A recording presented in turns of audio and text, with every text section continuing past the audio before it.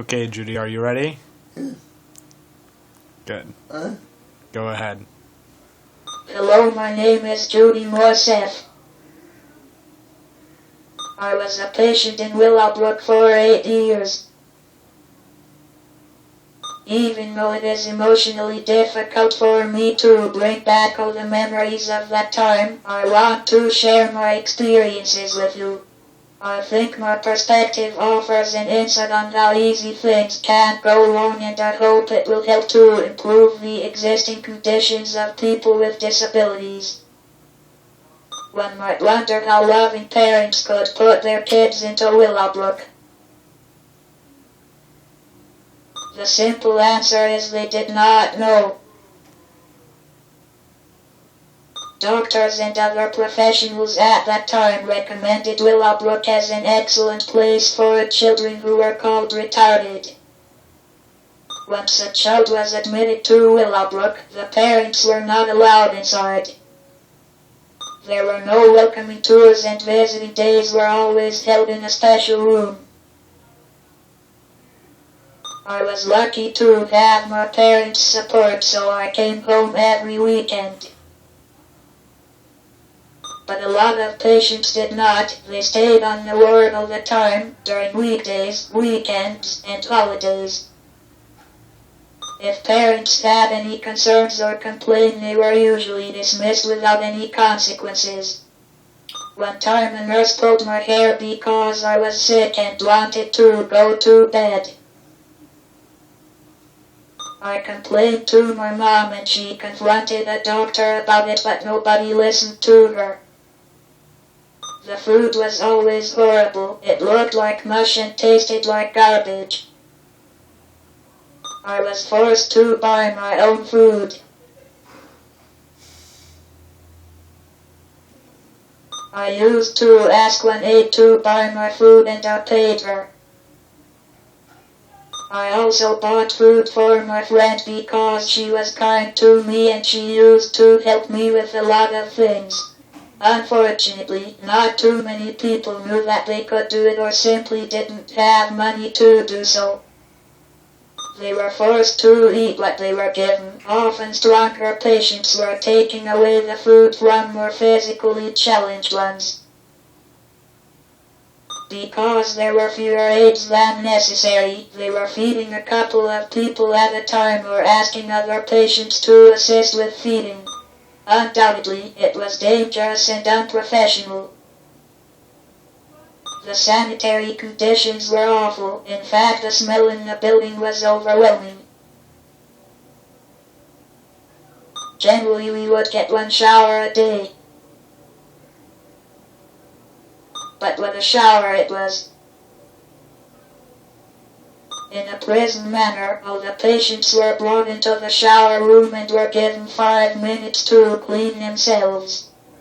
There was no soap or toothpaste, and one aide took care of about 60 patients.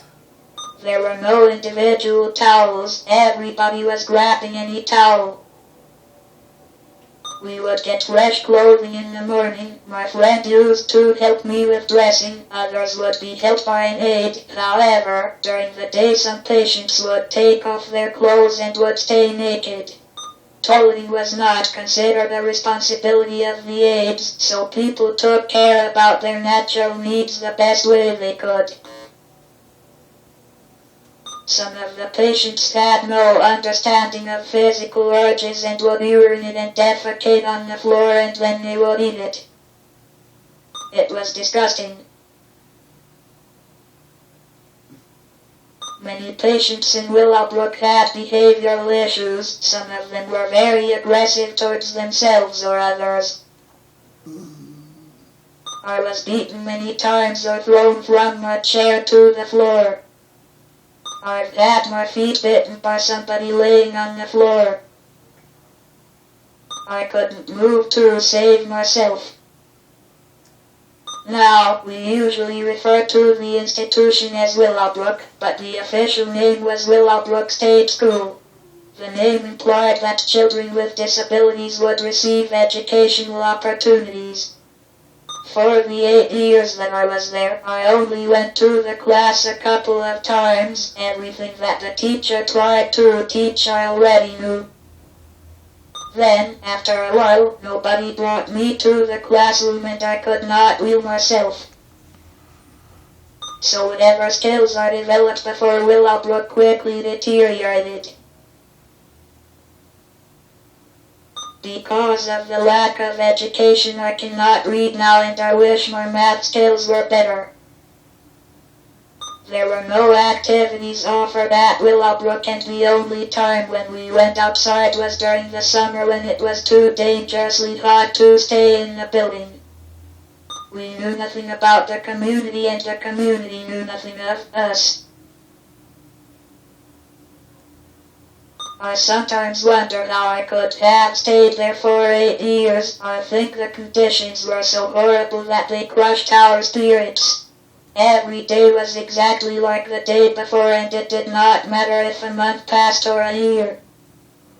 I had no dreams about my future, no plans for a grown-up life. The day that I left Willowbrook felt like the beginning of a new life. I was born again and I was free. It took me some time to adjust to living outside Willowbrook. I had to learn to set goals and fight for my rights. I wanted to forget about Willowbrook, but I couldn't. Staying there changed me forever. It shaped me into the person that I am today, and it also shaped the disability field. Indeed, a lot of progress has been made, but we have to continue to improve, especially in the current financial situation. It is so easy to slip back and we don't deserve it.